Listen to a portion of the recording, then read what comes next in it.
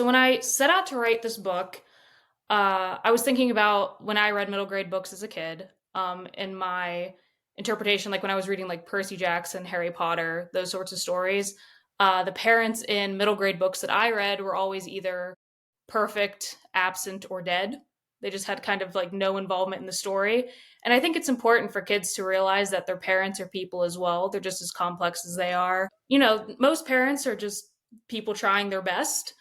They're trying to make the best decisions for their family, for their children. And, sometimes parents make mistakes the same way that kids do.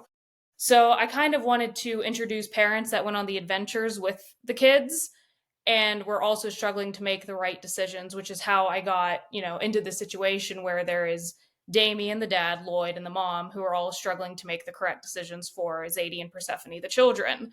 Not saying that they necessarily make any right or wrong decisions. They're making the decisions that are just best for their family or what they perceive to be the best for their family.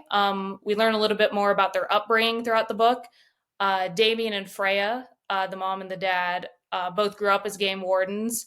When they had Zadie and Persephone, they made the decision that they would not raise their children as game wardens, which was more Freya's decision than Damien's, which caused a lot of tension in the relationship.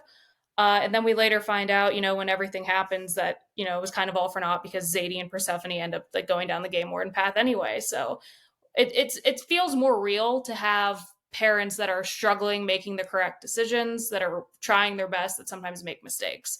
So I guess I just wanted to have an adventure where the parents are there with the kids and it's just a family trying their best.